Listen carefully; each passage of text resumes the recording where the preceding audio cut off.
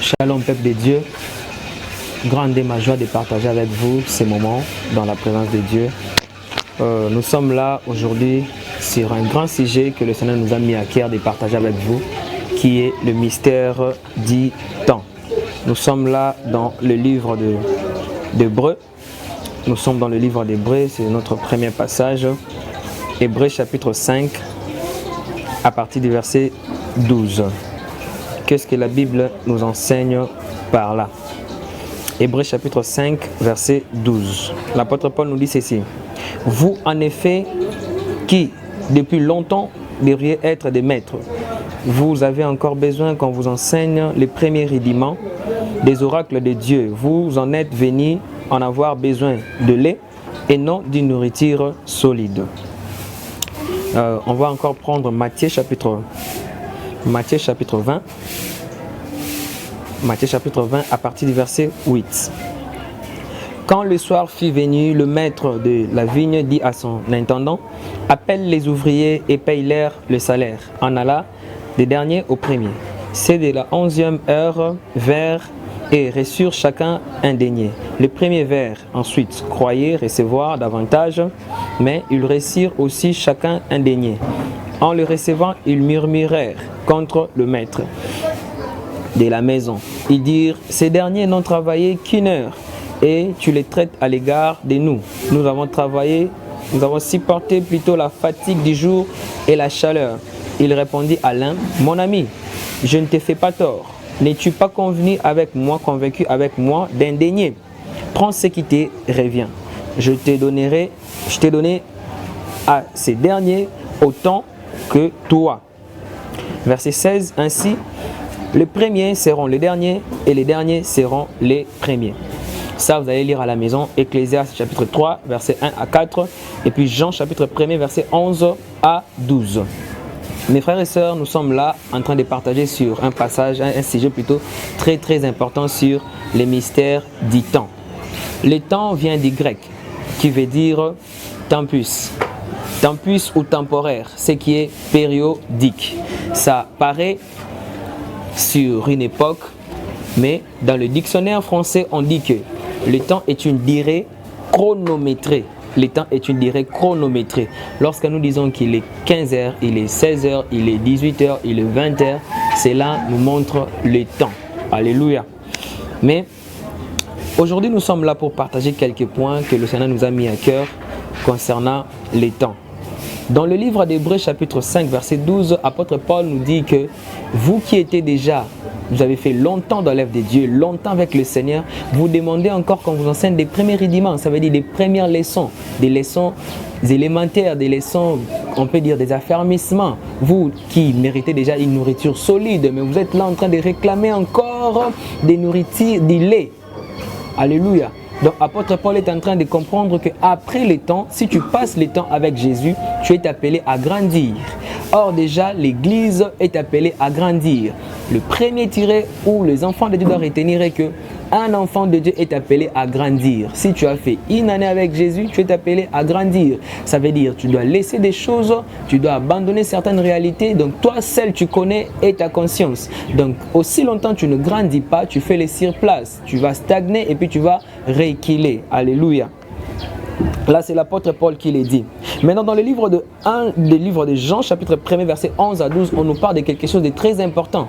On dit, Jésus-Christ était venu pour les siens ne l'ont point reçu.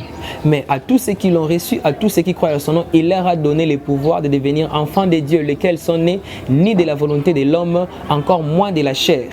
Il nous a fait appel à nous, alors que le salut n'était pas pour nous, le salut était pour les Juifs. Nous les connaissons tous. Jésus était venu pour les Juifs, mais les Juifs ne l'ont point reçu. Mais raison pour laquelle il a fait appel aux nations. Qu'est-ce que cela nous enseigne, mes frères et sœurs? Dans le livre de Matthieu, chapitre 20, verset 8, on nous montre un maître des champs qui avait remis plutôt les talents à ses enfants, à ses serviteurs pour travailler. Ils ont travaillé. Et puis à l'heure où il a appelé son intendant pour payer à chacun, Il dit, prenez ceci, cela te revient. Tu as travaillé pendant 1 heure, prends ton salaire. Et puis il y a ceux-là qui ont travaillé pendant le jour et il y a ceux-là qui ont travaillé pendant la nuit. Et ceux qui ont travaillé pendant le jour ont réclamé. Mais nous avons supporté la fatigue de la journée. Nous avons supporté la chaleur de la journée. Mais comment tu nous payes de la même manière que c'est de la nuit? Et puis le maître dira, mais je vous avais demandé de travailler pendant 1 heure. Et tu as travaillé pendant 1 heure et les salaires étaient fixés. Et je te paye comme on avait conclu. Et puis c'est de la nuit, ils ont reçu aussi leur salaire. Et puis les gens commencent à murmurer. Et puis Jésus dira, pour conclure, il dit que le premier seront les derniers.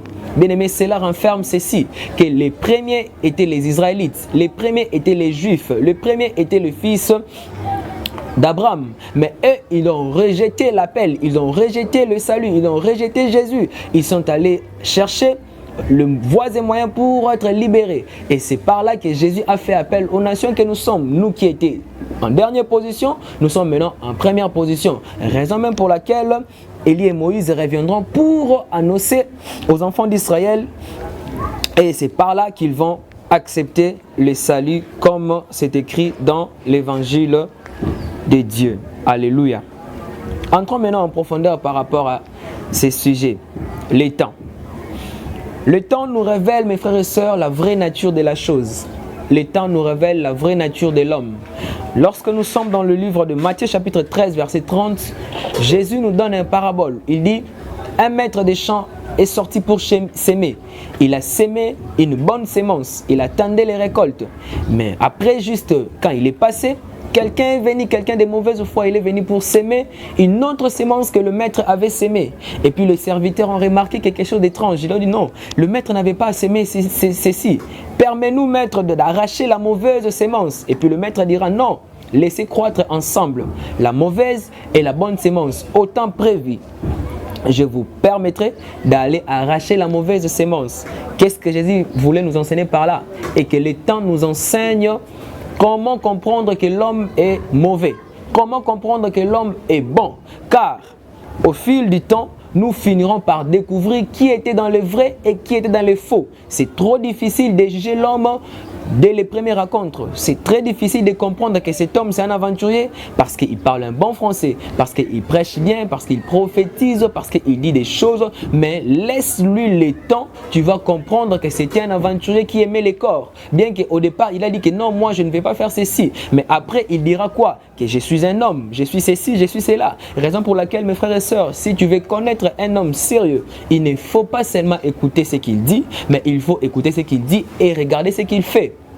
Car ce qu'il dit et ce qu'il fait, cela doit concorder. Ce qu'il dit et ce qu'il fait, cela doit avoir la même couleur. Car Jésus-Christ disait que je suis le chemin, la vérité et la vie. Nous voyons Jésus pendant qu'il parlait, il manifestait sa vraie nature. Car il disait, en vérité, je vous l'ai dit. Il a aussi dit que je suis le chemin. C'est lui qui nous conduit au Père. Donc c'est lui le parfait modèle. Il est la tête de l'église, le berger principal de l'église. Il nous conduit vers le Père. Et puis il a dit encore que je suis la vie. Raison pour laquelle il est mort à la croix pour nous donner cette vie-là que le premier Adam avait perdue. Alléluia. Raison pour laquelle aussi on peut conclure que le diable ne peut pas donner la vie parce qu'il est mort. Car l'homme donne seulement ce qu'il a. Si tu n'es pas vivant, tu ne peux pas donner la vie. Si tu n'es pas la vérité, tu ne peux pas dire la vérité. C'est ainsi que la Bible dira que lorsque le diable parle du mensonge, il parle de sa vraie nature en lui. Donc le temps nous donne la capacité de comprendre que celui-ci c'est un aventurier. Celui-là c'est un escroc. Prenons un peu l'exemple, mes frères et sœurs, lorsque tu achètes un habit, tu vas dans le magasin pour acheter une chemise, un pantalon, tu vois, tu as aimé la couleur, tu as aimé tout et tout. Mais quand tu es arrivé à la maison, tu mets la chemise, ça te va et tout le reste. Mais après le temps, tu vas nettoyer l'habit, puis tu vas voir que, oh là là, c'était pas une bonne qualité. Comment tu l'as su? Avec le temps. Tu achètes un appareil, on te dit, cet appareil, c'est là. PC garantie, que non, c'est pour 3, 4, 5 semaines. Tu vas vérifier la batterie, tu vas vérifier. Et puis quand tu vas voir au Saleliango, Betty Musique, et puis tu vas voir que non, c'était pas une bonne qualité. Tu vas rentrer au magasin pour dire que c'était pas une bonne qualité. Laissez-moi vous dire qu'à chacun de nous, bien-aimés, il y a un roi. À chacun de nous, il y a un prophète. À chacun de nous, il y a un ministre. Quand tu vois David, tu ne peux pas comprendre qu'en lui, il y a la royauté. Quand tu vois Moïse, tu ne peux pas comprendre qu'en lui, il y a un puissant prophète. Laisse-lui seulement le temps. Lorsqu'il va croiser les buissons ardents, lorsque l'huile sera sur David, c'est alors que l'onction royale viendra sur lui. C'est ainsi que l'onction prophétique viendra sur Moïse, et cela permettra aussi à cet homme qui était pêcheur de poissons de devenir un prophète, un écrivain. L'apôtre Pierre, celui-là, les temps nous fait comprendre que celui-ci était bon, celui-là était mauvais. Mes frères et sœurs, le temps est un professeur qui nous enseigne des bons et des mauvaises choses. Le temps est un professeur qui nous fait comprendre que non, j'avais pas pris une bonne décision, il faut changer de direction, il faut changer d'attitude.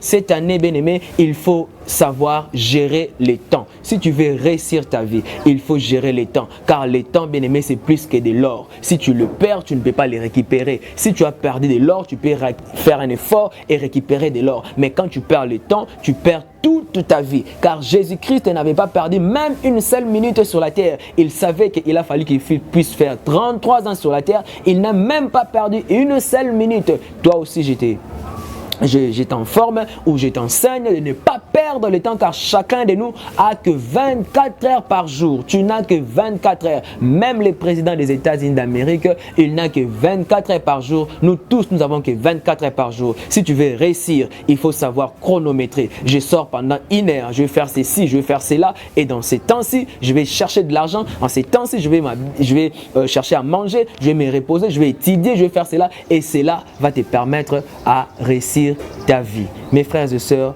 que Dieu vous bénisse. Si tu veux aller loin avec Dieu, il faut comprendre et savoir comment gérer les temps, car Dieu te posera la question: je t'ai laissé 60 ans sur la terre, tu as fait combien de bonnes choses? Car celui qui va échouer sur la terre, Dieu va lui poser la question: comment tu as échoué? Parce que celui qui réussit dans ton domaine est un jugement contre toi. Celui qui réussit est un jugement contre toi. Comment lui a réussi et toi tu as échoué? Que Dieu vous bénisse abondamment. J'aimerais encore une fois de plus vous remercier, mes chers frères et sœurs. Nous sommes MCAJ, Mouvement Chrétien Amis de Jésus. Nous sommes situés sur l'avenue Kianza, numéro 20. Nous sommes là le lundi et mardi. Le lundi plutôt et le mercredi à partir de 17h jusqu'à 19h. C'est ça nos programmes ordinaires. Mais nous sommes aussi plutôt sur la chaîne YouTube plutôt, MCAJ TV. Abonnez-vous massivement et faites-nous vos remarques. Que Dieu vous bénisse abondamment. Au micro, c'était le berger Bento.